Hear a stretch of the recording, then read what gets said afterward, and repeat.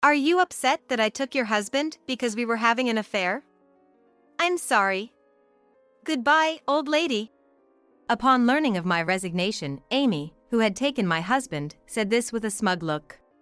I was stunned to hear something like this from Amy, and while I was in shock, my colleagues around me started laughing uproariously.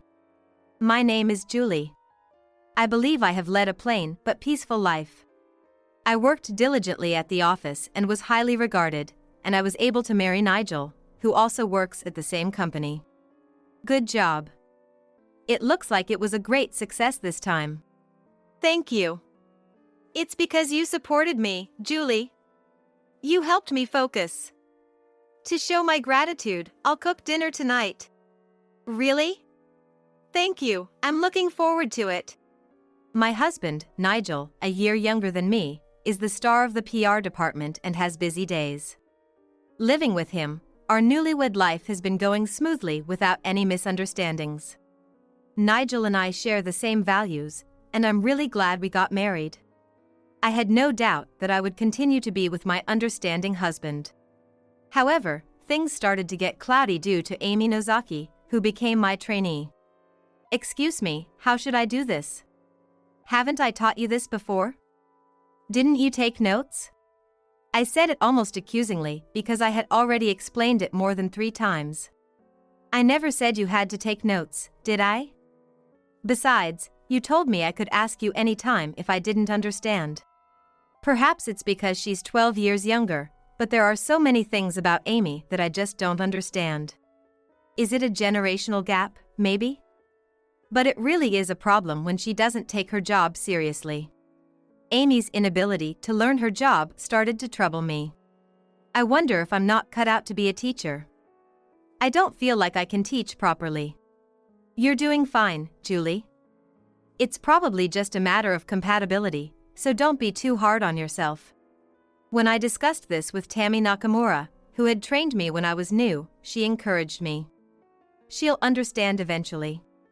That's what I thought, and I kept teaching without giving up, but I guess I'm just not cut out for this job. I'd rather find a well-paid partner and get married. Amy was still not very enthusiastic about her work. When I pointed it out, she sighed like it was her catchphrase, "It seems I'm not suited for this." I want to marry someone rich soon. Since she doesn't seem to want to learn, I find myself teaching the same things over and over. It would be better if there were at least some willingness, even if she can't do it. Amy's approach to work was frustrating. Moreover, she was excessively charming and flirtatious towards men. Julie, you should teach more gently. It's too harsh, even if Amy is young.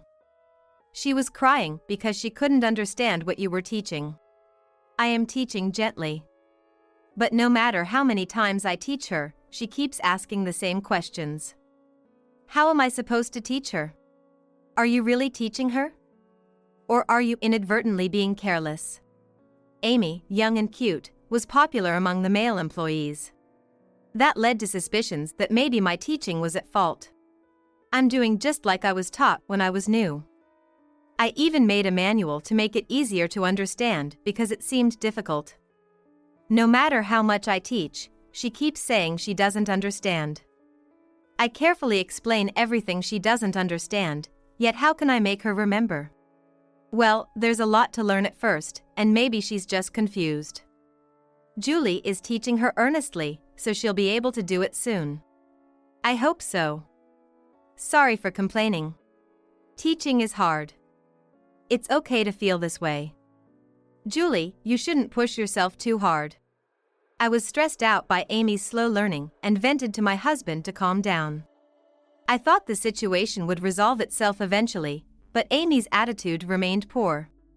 The deadline is approaching, but do you think you'll finish? What? You've only done this much? If you have any questions, it would help if you asked them earlier. I thought I could do it. But it's impossible, so please, Julie, take care of the rest. If you hurry, you can still do it. If you have any questions, I'll teach you right away. But it would be faster if you finish it, right? I think it would be more efficient if you, Julie, took care of the rest. So please do. Hey! Don't give up and finish it. Oh no. Please don't be angry. I was desperately trying not to yell as I corrected Amy's attitude, when hey! What are you fighting about? You really have been harsh on Amy. That's not it. It's my fault. While claiming it was her fault, Amy teared up and acted like a victim. She was scared. Go and work on something else over there. I'll handle this properly. Thank you. Accusing someone like that, do you even want to teach? It's because Amy wasn't going to finish her work by the deadline. When I offered to help, she said she couldn't do it and pushed it onto me. Don't make excuses. And so, my reasonable explanations were met with an irrelevant lecture. How can you say I'm at fault? You're not even looking at my work attitude properly. Why am I being blamed then? If it's been pointed out several times, maybe there's a cause on your part, Julie? I was shocked to hear even my husband say something like that. Is that so? I barely managed to respond, and afterwards, I behaved as if nothing had happened. I regretted complaining too much at that time. But from that day, I started feeling somewhat cold towards him. Additionally, Amy asked Julie, "Is your husband that Nigel from the PR department?" Yes, but why? To be able to land someone handsome and economically powerful, how did you do it? I want a high-spec husband like yours too. It was just a coincidence that we hit it off. If you have time to talk about that, please finish your work first. Oh, but I'd rather hear about how you got close to Nigel. Amy kept asking about my husband. It's fine if you simply want to know for reference on dating, but it feels like you're trying to get close to my husband. But surely, even you, Amy, wouldn't go after someone else's husband, right? Despite feeling uneasy about Amy's comments, I didn't think she would actually go that far. However, I soon realized that my assumptions were naive. Today, I have to work overtime, so I'll eat dinner and come home. Overtime? That's rare. I just really need to finish something up early. Okay, take care. We haven't been able to go home together recently, and now you even need to work overtime. It feels like we haven't had a proper conversation in a while. I hope we can spend some quality time together soon. However, that day, my husband didn't come home at all. Coming home in the morning, without any contact. What could have happened? He always contacts me if he's going to be late. Could it be an accident? Anxious and unsettled, I went to the office earlier than usual and heard, "I'm glad." Thank you. That's just the right thing to do as a person. Leave the rest to me. I'll take care of it. Nigel. As I was heading to my department, I thought I heard voices from a room I passed by. It was Nigel and Amy talking intimately. Why are the two of them together? The worst suspicions crossed my mind, and I was shocked, but somewhere inside, I felt resigned due to Nigel's recent indifferent attitude towards me. It seemed like Amy was targeting Nigel, and lately, he's been defending her. If the two of them have been meeting secretly behind my back. And Amy's work attitude that day also felt unusually off. Good morning, you're early. Good morning to you too, Amy. You're quite motivated to come in so early. What? Oh, it's just a coincidence. Amy, usually meticulous about her appearance, was wearing the same clothes as yesterday, and her hair was not as well kept as usual. Sorry, I'm not feeling well today. Can you do this for me? If it's too much, maybe you should go home early? It's not that bad. But I can't handle anything difficult, so please take care of it. Her attitude towards me was unusually condescending that day. She's never been respectful towards her elders, but today she seems particularly triumphant. Being with Nigel earlier, she probably thinks she's won him over, and that puts her above me as a woman. Considering what happened this morning, I'm pretty sure about those two. Then, a message from Nigel, he wanted to talk. At this time, after work?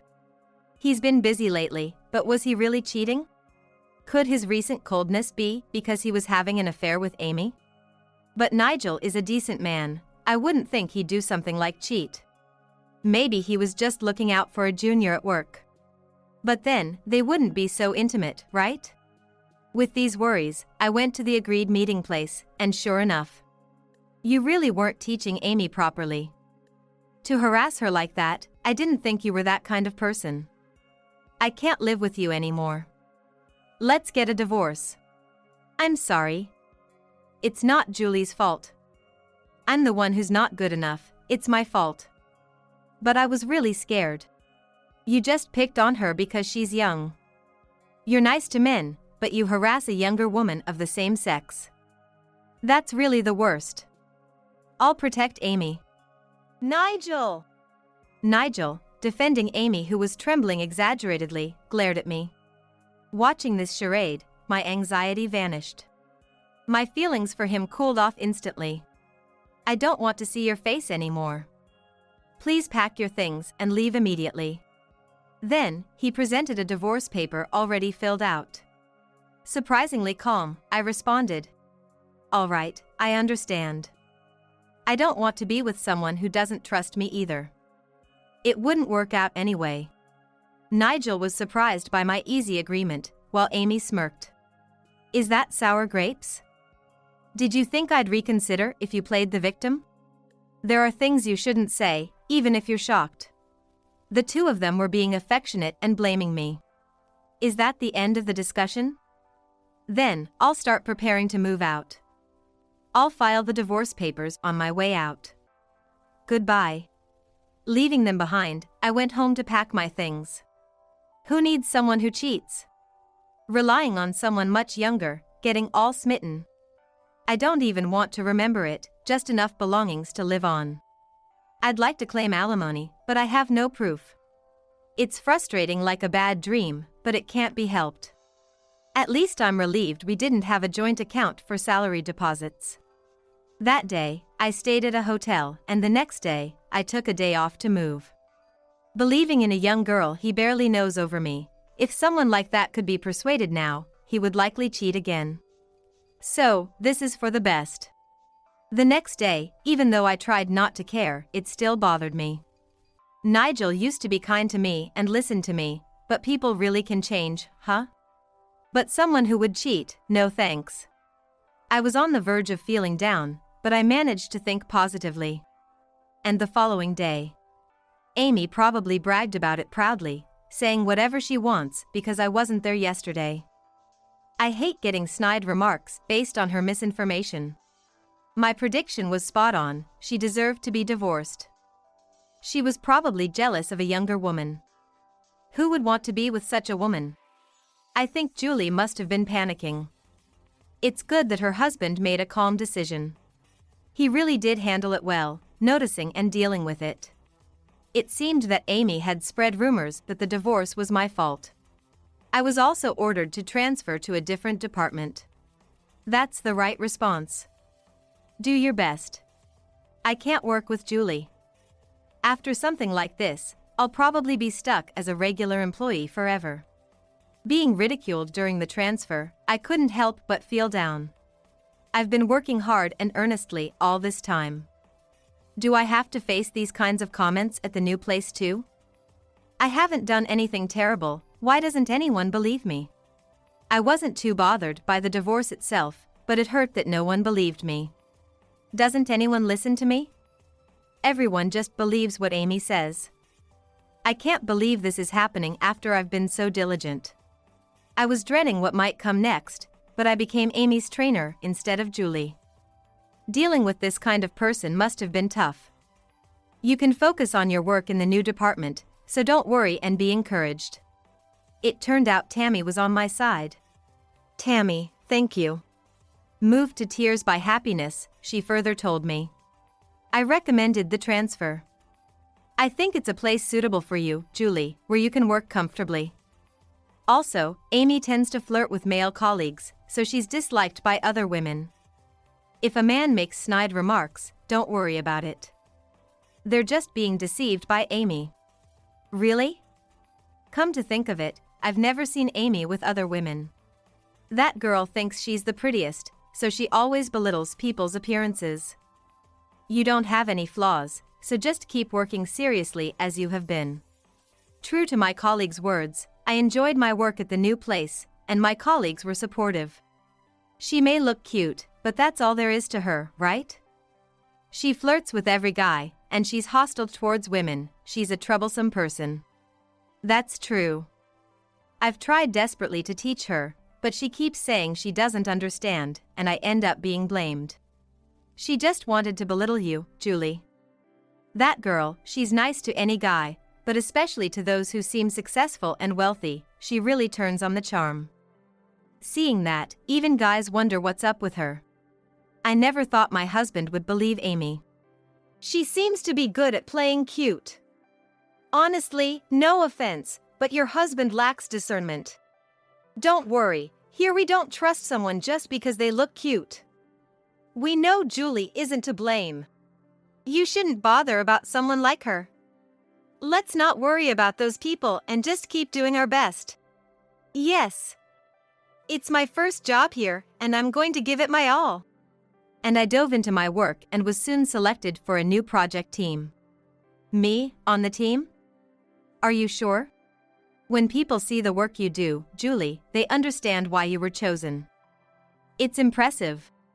And I tackled my job with enthusiasm. The team members treated me normally, making it a very comfortable workplace. What a fun job! I'm glad Tammy recommended me. I found more fulfillment in my job than ever before, and I worked with even more zeal. I'm exhausted today. I'll rest as soon as I get home and prepare for tomorrow. Though I was just going home to sleep, my work life was very fulfilling. It's tough but fun. After dealing with Amy's training, it feels like it's been a while since I could really focus on work. So I stopped thinking about Nigel and Amy, and the divorce and cheating didn't bother me anymore. No one blames me here, and the workplace has good human relations, so I feel light. I can focus on my work even though it's busy. Before, the workload was lighter, but Amy's training was stressful. I was thriving in my work more than ever before. Because of this, I even came to think that getting divorced was for the best. And the project was a success, and I was recognized and promoted. Congratulations on your promotion. To do this well in unfamiliar work, maybe it's just the right job for you? You came up with so many ideas, it was amazing. Not just serious, but such creativity. The promotion was a natural result. It was thanks to everyone's help. It was very easy to work here. Things went so well that a year had passed since my divorce. And next month, I decided to resign for my future. It's finally next month that you retire. You've worked hard. Tammy, it was thanks to your recommendation to this department. Thank you so much. It's because you worked hard and seriously. It feels like just yesterday I was teaching you, and now you've grown so much. I'm really proud of you. It really was a year that flew by. I'm going to miss you when you retire. You'll do well even after retirement, Julie. Keep your spirits up. Thank you for the flowers. I really appreciate all your help. I'll get in touch once I'm settled. Let's keep in touch after I retire. Of course. My colleagues threw a grand farewell party for me before my retirement. I was so touched that I was nearly moved to tears. Colleagues from other departments came to celebrate, and I felt blessed to be surrounded by such wonderful people. Are you here? I heard, Julie. You're retiring, aren't you? That's when Amy, who was from a different department and hadn't taught me, deliberately came over. Yes, but what do you want? As I asked her what she wanted, Amy said with a triumphant look. Has it been a year and you still have feelings for Nigel? But Nigel says he likes me more, so it must be hard for you. But I'm much younger, so it's no wonder you were divorced. You're not needed here, old lady. It seemed she had come just to gloat. What? Nigel? I was bewildered by her sudden outburst, but my colleagues reacted differently. How funny. What a misunderstanding. She's deluded. You still thought that about your ex-husband? He's not on my mind anymore. And yet, you came all the way here. Exactly. Getting all smug, how ridiculous. What? What? What's so funny? If you're going to retire, you must be having a hard time working. Why are you laughing so hard? Amy was flustered by the unexpected response. In response, her coworkers began to talk about how good they were at it. Then I'll tell you. I don't care about the PR ace anymore. Because I'm getting married to someone even more high-spec. Getting divorced was probably a blessing, wasn't it? Thanks to you becoming the mistress, Julie grabbed some gooder. No way, that's a lie. Where did you find such a high-spec partner? He's not from this company, is he? Then who is it, tell me? Amy, having taken my husband and feeling smug about it, asked with her face red with anger. It's not a lie. The person is the new president of a client company. He fell in love with Julie at first sight and pursued her passionately. The president. How did you even meet someone like that? Amy looks quite chagrined, probably because she was looking down on me. Well, she's capable and responsible. Talented people do get to meet those in high positions. You never taught me anything like that. You run away because you're not good at it. Julie had her own work yet she was teaching you. It's more efficient to leave it to someone who's good at it. I do my work properly too. Pushing your work onto others is not called being capable. No matter how many times you're told, you try to push it onto others. That's why people who used to be lenient with you are now distant and think it's strange. What? That's not true. Amy, frustrated that things weren't going her way, responded emotionally, but she was countered with solid arguments. But you've only just met, haven't you? Isn't getting married so quickly too soon? You'll probably end up splitting soon anyway. A regular employee like Julie and a president? Your values must be too different. Aren't you just being played? Amy desperately tried to assert superiority, insisting that happiness wouldn't last.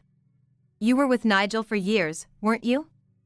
And yet you were divorced and immediately met someone new. Aren't you just refusing to see reality? I'm just worried about you. She seemed determined to believe it wouldn't work out.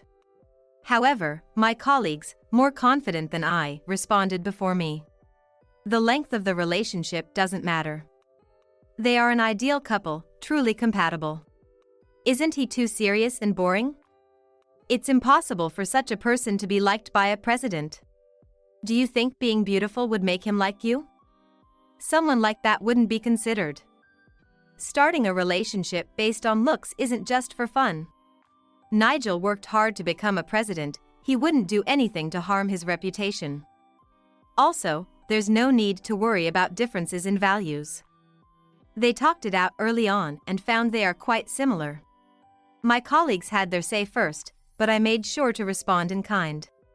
Their reactions seemed to concede the truth of the matter. I continued to speak to a shocked Amy. Julie worked hard and achieved results after that, which led to her promotion. As a result, she was invited to the inauguration party of the new president of a client company.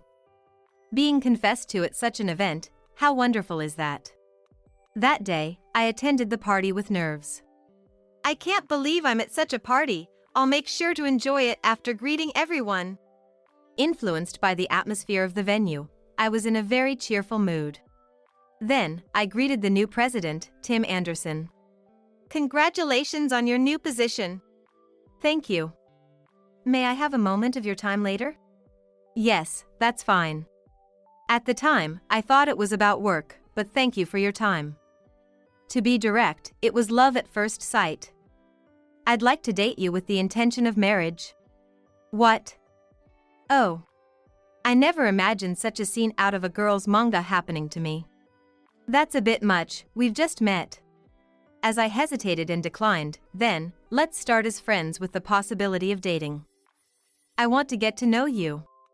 Surprised by his earnestness, I exchanged contact information for now. As we continued to communicate, one day, I asked why he was going this far. Why are you doing all this? At first, it was just intuition that I liked you. But as we continued to communicate, and you took me seriously, I grew to like you even more. Isn't that the natural thing to do? I know you're serious, Tim. I couldn't joke about such things. For me, it wasn't natural. In the past, people were interested in my family or parents, or they wanted to date me just to brag. Few people have treated me just for who I am. Hearing Tim speak, with all that had happened with Nigel and Amy, I found parts one could relate to. Subsequently, overwhelmed by Tim's continued passionate approach, we ended up getting married. How many times I thought Julie should just get married when she blushed being courted by the president. I never imagined I'd hear a real-life story like something out of a girl's manga. It was so dramatic.